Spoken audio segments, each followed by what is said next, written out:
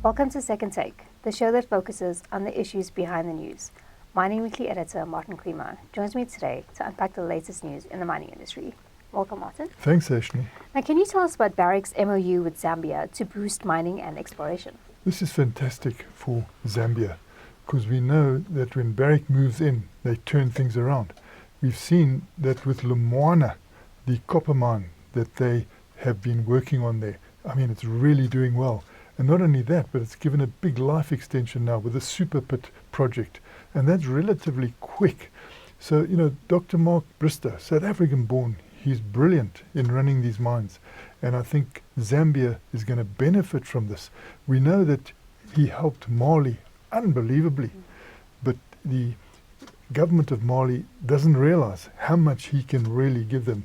And hopefully they will during this arbitration and make sure that he can do more. Because if they go and speak to Tanzania, if they speak to Democratic Republic of Congo with the Kibali gold mine there, they'll see that massive benefit can come from developing these mines.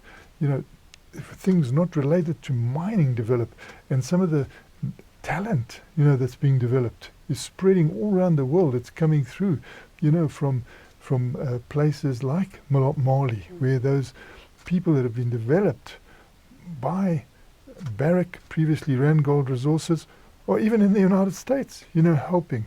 So that must be taken into account by everybody. And now this move where you work together to actually increase mining activity, increase exploration, that can do a world of good for the economies. And Africa should realize that. And we should also, when we get this cadastre, call on someone like Dr. Mark Bristow, even Mark Bristow himself, or his brother John Bristow, because there's a family of geologists there, to really help us work on getting the best out of what is an endowment in South Africa. Now, do you think there's a role for Brics in terms of beneficiation in Africa? Brics has got to be called Brics Plus now, because it also includes Egypt, Ethiopia, and Middle Eastern countries. There are 30 other countries sort of knocking on the door. It represents a quarter of the world economy, half the population, and we've got to look at every possible situation now. In this new era, we've got to find platforms that we can develop trade, that we can actually try and work in Africa as well. There was a lot of talk from the private sector, along the corridors of the mining indaba last week. The word BRICS and BRICS Plus coming up, and emphasized a lot are the C and the S, because those two, South Africa and the S, C and the China, we can try and get something more out of Africa if we really look at that.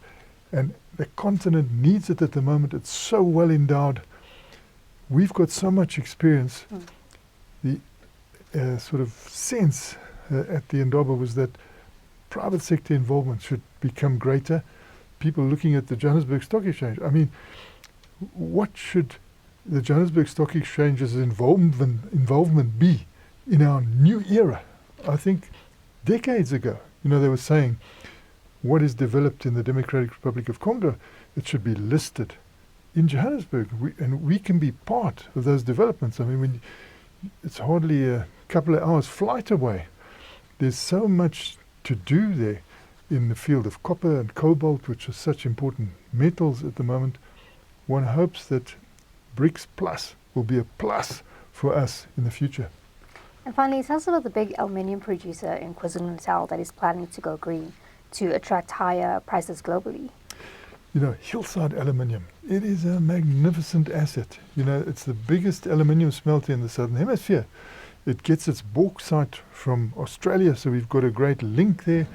It is owned by South 32, which is listed on the Johannesburg Stock Exchange, listed in Sydney, listed in London, a very conscientious company, the good climate change policy. But when you are using energy that is coal-fired, you are at a disadvantage now. We also find that bigger changes are coming into aluminium. You can see what's happening in the United States. They want to put on tariffs, for aluminium coming on.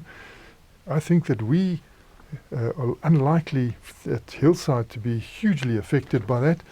But at the same time, you don't want the market sort of turning in a way that perhaps the Canadians who are supplying a lot to United States look at other market areas where there are no tariffs and then climb into what we're doing. So it's never good when there's disruption like this. But at the same time, there's an absolute need for us to decarbonize Hillside.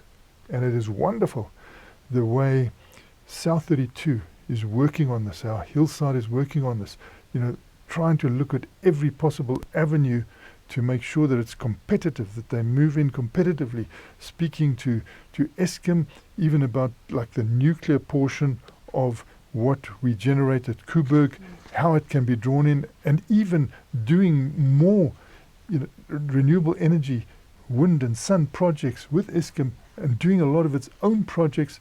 It's had a lot of feedback from the market. It's been oversubscribed with asking the private sector to help. So I'm confident that, what are really a lot of direct and indirect jobs, plus about a 10 billion contribution to our GDP is protected. And there is a bit of a period of time I think we've got, but not much. Thanks for speaking with us, Martin. Thanks, Ashley. That's it for today. Join us again next week for more news analysis on the local and global mining industries. And don't forget to listen to the audio version of our Mining Weekly daily email newsletter.